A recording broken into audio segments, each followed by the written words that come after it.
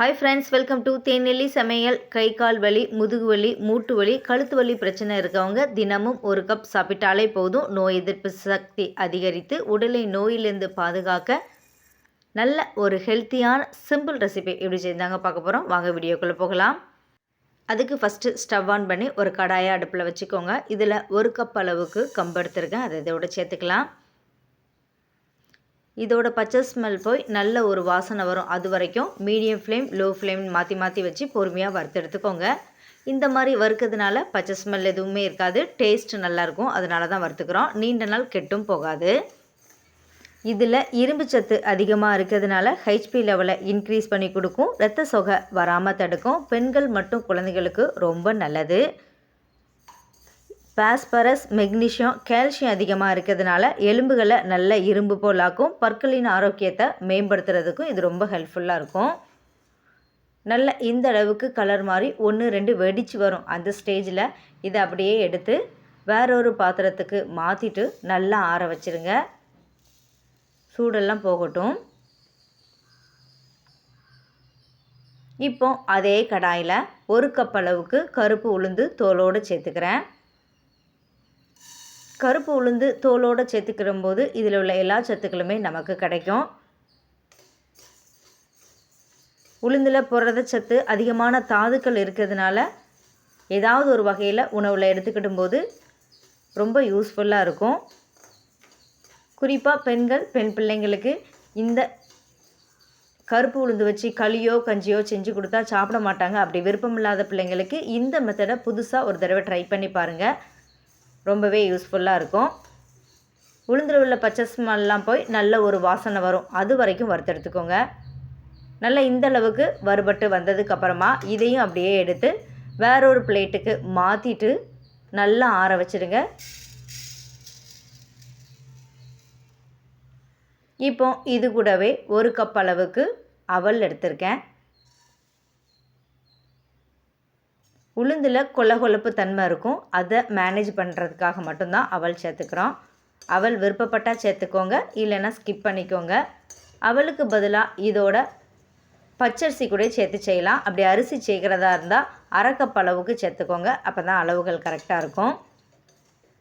அவல்னால நான் ஒரு கப் அளவுக்கு சேர்த்துருக்கேன். அவலுமே நல்ல மொறுமொறுப்பாக உடஞ்சி வரணும். அந்த ஸ்டேஜ் வரைக்கும் வறுத்தெடுத்துக்கோங்க. எல்லாமே தனித்தனியாக வறுத்து தனித்தனியாக ஆற வச்சுக்கோங்க. ஏன்னா அளவுகள் வேறு இருக்கிறதுனால அது வறுபடுற டைம் மாறுபடும். நல்லா ஆறி வந்ததுக்கப்புறமா மிக்ஸி ஜாரில் வறுத்து வச்ச பொருட்களை இதோடு சேர்த்துட்டு கூடவே வாசனைக்காக கொஞ்சம் ஏலக்காய், சுக்கு 2 சேர்த்து நல்ல ஒரு பவுடர் ஃபார்முக்கு அரைச்சி எடுத்துக்கோங்க. இந்த பக்குவத்தில் இருக்கணும். இந்த அளவுக்கு அரைப்பட்டு வரணும்.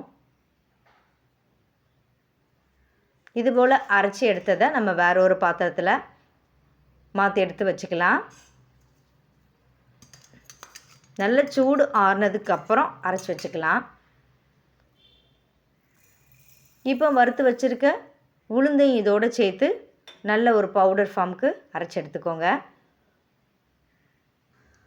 இதை மொத்தமாக கூட நீங்கள் வறுத்து மிஷினில் கொடுத்து திரித்து வச்சுக்கிட்டிங்கன்னா 2 மாதம் வரைக்குமே கெட்டு போகாது. ஃப்ரிட்ஜில் ஸ்டோர் பண்ணணும்னு அவசியம் இல்லை. வீட்டிலே வெளியிலே வச்சு ஸ்டோர் பண்ணி யூஸ் பண்ணலாம். இப்போ வறுத்து வச்சுருக்க அவளையும் நல்ல பவுடர் ஃபார்முக்கு அரைச்சிட்டு எல்லாத்தையுமே இதோடு சேர்ந்து ஒன்றோட ஒன்று மிக்ஸ் ஆகிற அளவுக்கு நல்லா கலந்து விட்டுக்கோங்க. ஏலக்காய் சேர்த்துருக்கிறதுனால நல்ல வாசனையாகவும் இருக்கும், டேஸ்ட்டாகவும் இருக்கும். இது எல்லா மாவுமே மிக்ஸ் ஆகிற அளவுக்கு நல்லா கலந்து எடுத்துக்கோங்க. இப்போ தேவைக்கு மட்டும் மாவு எடுத்துக்கலாம். மிச்ச மாவை நல்ல ஒரு ஏர் டைட்டான பாக்ஸ்லேயோ இல்லை பாட்டில்லையோ போட்டு ஸ்டோர் பண்ணி வச்சிங்கன்னா 2 மாதம் வரைக்கும் நம்ம வெளியிலே வச்சு ஸ்டோர் பண்ணலாம். கெட்டு போகாது. ரொம்ப யூஸ்ஃபுல்லாக இருக்கும். டெய்லி காலையில் டீ காஃபிக்கு பதிலாக கூட இதை செஞ்சுக்கலாம். இப்போ எடுத்து வச்சுருக்க மாவுலேருந்து ஒரு கப்பு மட்டும் நான் எடுத்துக்கிறேன். எந்த கப்பு இல்லைனா டம்ளரில் மாவு எடுக்கீங்களோ அதே அளவில் 8 கப் அளவுக்கு சேர்த்துக்கோங்க. நான் 1 கப் அளவுக்கு மாவு எடுத்திருக்கேன். அதுக்கு தண்ணி 8 கப் அளவு சேர்த்தா கரெக்டான பக்குவத்தில் இருக்கும். 1:8 அந்த ரேஷியோவில் தண்ணி சேர்த்துக்கோங்க. லிட்டரில் சொல்லணும்னா ஒரு 1.25 லிட்டர் போல் தண்ணி சேர்த்துக்கோங்க, கரெக்டாக இருக்கும்.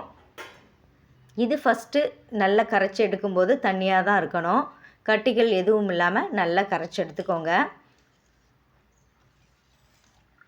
நல்லா இந்த அளவுக்கு இருக்கணும். நல்லா தண்ணியாக தான் இருக்கணும். இப்போ ஸ்டவ் ஆன் பண்ணி அடுப்பில் வச்சுட்டு இதை நல்லா காய்க்க ஆரம்பிச்சிடலாம்.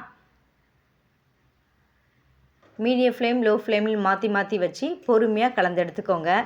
கலந்துக்கிட்டே இருக்கணும்னு அவசியம் இல்லை. எடையே கலந்து விட்டுக்கோங்க. அப்போ தான் கட்டிகள் எதுவும் பிடிக்காது. நல்ல ஒரு அடிகனமான பாத்திரமாக வச்சுக்கோங்க. சீக்கிரமாக அடி பிடிக்காது. எப்பவும் ஒரே மாதிரி உளுந்தங்களி செய்யாமல் கொஞ்சம் வித்தியாசமாக ஒரு சில இன்க்ரீடியன்ட் மட்டுமே மாற்றி நல்ல டேஸ்டியாக இந்த மாதிரி செஞ்சு கொடுத்தீங்கன்னா எல்லாருமே நல்லா விரும்பி சாப்பிடுவாங்க. நல்லா ஹெல்த்தியாகவும் இருக்கும். காலையில் டீ காஃபிக்கு பதிலாக இந்த ஒரு ட்ரிங்க்ஸை எடுத்துக்கிடும்போது அந்த நாள் ஃபுல்லாக நல்ல சுறுசுறுப்பாகவும் ஒரு புத்துணர்ச்சியாகவும் இருக்கும். ட்ரை பண்ணி பாருங்கள். வெயிட் லாஸ் பண்ணணும்னு நினைக்கவங்க காலையில் பிரேக்ஃபாஸ்ட்டுக்கு கூட இதை எடுத்துக்கலாம். வெயிட் கெயின் பண்ணணும்னு நினைக்கவங்க காலையில் பிரேக்ஃபாஸ்ட்டுக்கு அப்புறமா இதை 1 கப்போ 2 கப்போ எடுத்துக்கலாம். நல்லா இது போல் நல்லா கலந்து விட்டுக்கிட்டே இருந்தீங்கன்னா நல்லா கொஞ்சம் கட்டியான பக்குவத்தில் வரும். நல்லா இது போல் கொஞ்சம் கட்டியாயிட்டு இது அப்படியே நல்லா கொதித்து வரட்டும். ரொம்ப நேரம் கொதிக்க வைக்கணும்னு அவசியம் இல்லை. வறுத்துருக்கிறதுனால பச்சை ஸ்மெல் எதுவுமே இருக்காது. நல்ல கொஞ்சம் லைட்டாக கொதி வந்ததுக்கு அப்புறமா இதோட நம்ம இனிப்பு சேர்த்துக்கலாம்.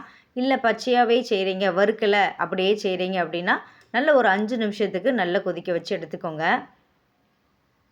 நல்லா இது போல் கொதித்து வந்ததுக்கு அப்புறமா இதோட இனிப்புக்காக நான் 1 கப் அளவுக்கு மாவு எடுத்தேன். அதனால் 1.25 கப் அளவுக்கு நாட்டு சர்க்கரை இல்லைனா வெல்லம் இல்லைனா பனங்கருப்பட்டி எதுனாலும் சேர்த்துக்கோங்க.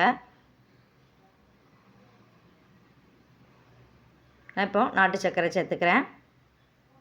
இது கரெக்டான இனிப்பில் இருக்கும். உங்களுக்கு இனிப்பு கொஞ்சம் அதிகமாக வேணும் அப்படின்னு நினைக்கிறவங்க இன்னும் கொஞ்சம் கூட சேர்த்துக்கலாம். நல்ல இனிப்பை தூக்கி கொடுக்கறதுக்காக கொஞ்சமாக சின்னதாக உப்பு சேர்த்துருக்கேன். உப்பு சேர்த்து நல்லா கலந்து விட்டுக்கோங்க.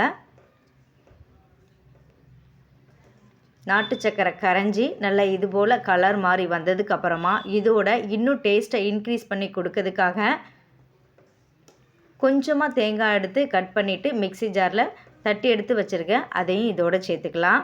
தேங்காய் சேர்க்குறதுனால டேஸ்ட்டும் நல்லாயிருக்கும், உடம்புக்கும் ரொம்ப நல்லது. தேங்காய் சேர்த்து ரொம்ப நேரம் கொதிக்க வைக்கக்கூடாது. நல்லா கலந்து விட்டுட்டு ஒரே ஒரு கொதி வந்ததுக்கப்புறமா நம்ம ஸ்டவ் ஆஃப் பண்ணி சர்வ் பண்ண ஆரம்பிச்சிடலாம்.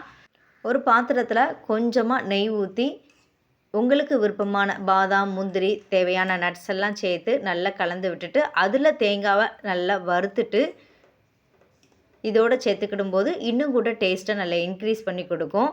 விருப்பப்பட்டவங்க அப்படி கூட நல்லா கலந்துட்டு இதோடு சேர்த்துக்கோங்க.